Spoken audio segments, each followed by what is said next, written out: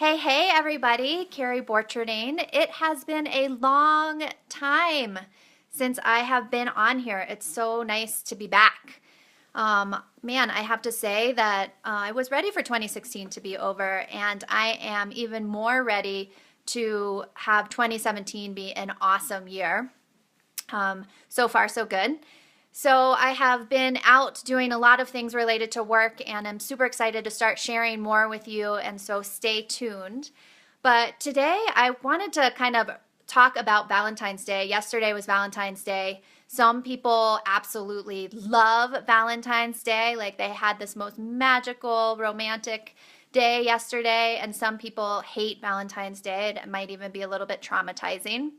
But so if you're a one, drop a one if you love Valentine's Day, think it's an awesome holiday, and drop a two if you think it's a really challenging holiday to be in and around.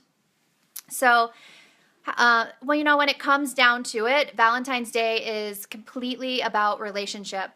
And so when you start thinking about relationship, if you do not love yourself, if you do not have a relationship with yourself, it is so challenging to have a relationship with other people, especially significant partners and others.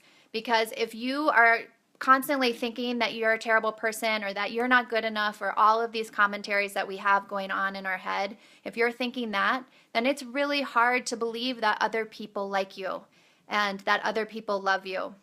And so this goes for business as well. When I am not feeling good about myself, it is really hard to be doing well in my business because it's really hard to relate to people. I'm projecting all over people that they don't like me or they don't want to be in my business, all of these things.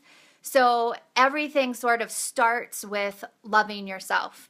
And so today I just wanted to talk about briefly like 5 ways to call in self-love. These are easy things to do on a daily basis, and they really are so important. So the first one is affirmations, like self-talk.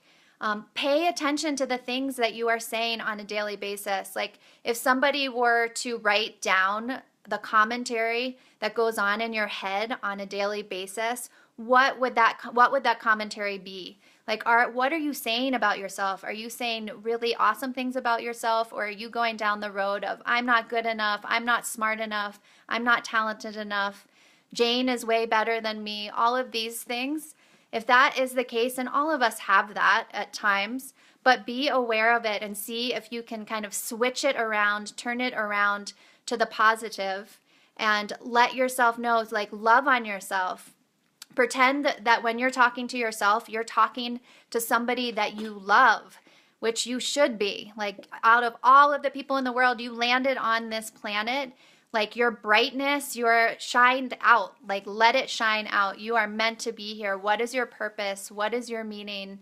What are the things that you're really good at? And shine that out. So reverse what you're saying to yourself and say, I'm doing well. Like, I am good enough. I am bright. I am amazing. I am strong, whatever those things are. So number 2 is self-care. And so like ladies, a lot of the ladies on there, I am talking to you. So if you have difficulty taking care of yourself and you are a giver, give, which so many women I know are, that's an amazing quality. However, you cannot give what you don't have.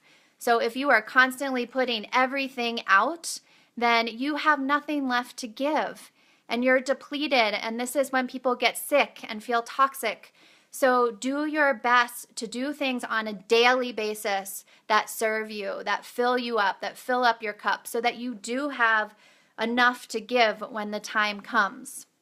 And that goes for business as well as your personal life. So whether that's going for a run, go for a run, people, get outside.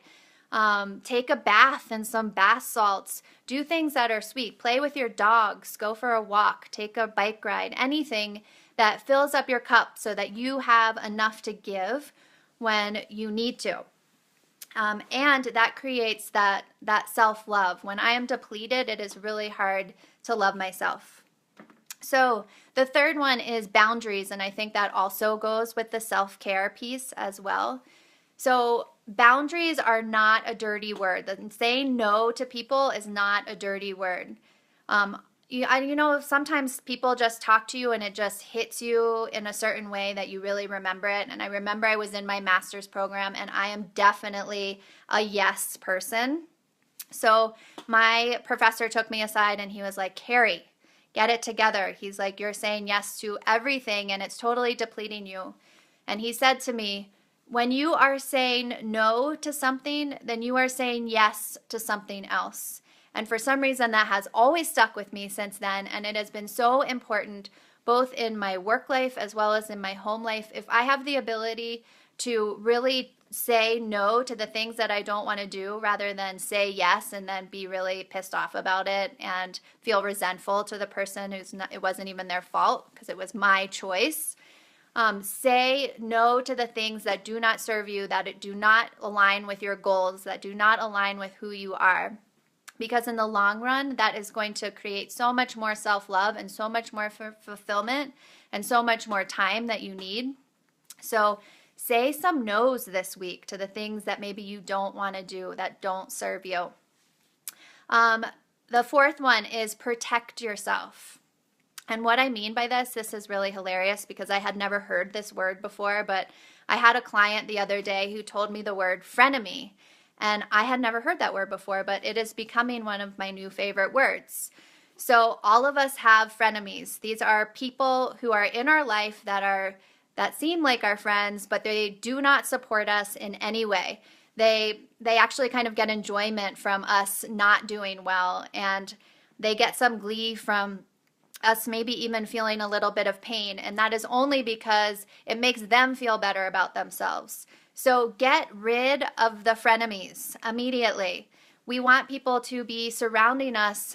In order for us to have self-love, we also need to surround ourselves with love, like people who support us and enjoy being around us and nurture us and pour into us. So surround yourself with people that are good for you, that support you.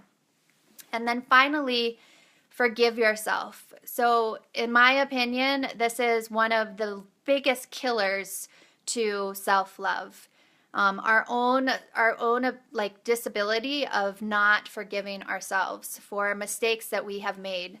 So we are human. Like I am human. I've made embarrassing mistakes. I have made mistakes that I want to hide in a hole and never come out. And if we don't have the ability to forgive ourselves for those and move on, then we are going to continually have this sort of self-hatred that doesn't ever end. And so taking the time to literally let go of those things, to be aware of the things that maybe still are hanging out in your system from a long time ago, because failure is only our inability to grow and learn from something. That's it. So we all have the ability to grow and learn from our mistakes. So if you agree with that, if you have some embarrassing mistakes that maybe you haven't let go of yet, please drop a 4, because let's all support each other in letting go of those things. So those are all some self-love tips for you for today. If you know somebody who is struggling with this, who you feel like could use a little support, and some remembering of what to do to bring some self-love back into their life, please feel free to share this. I have just started a public page as well, so feel free to go over and follow me on there as well. I'm going to be putting out a lot more content coming up, so I hope to see you all in the next month and more. So I hope you have an amazing Thursday, and is it Thursday? Wednesday? I'm lost track of days. Enjoy the rest of your evening, and I will see you all soon.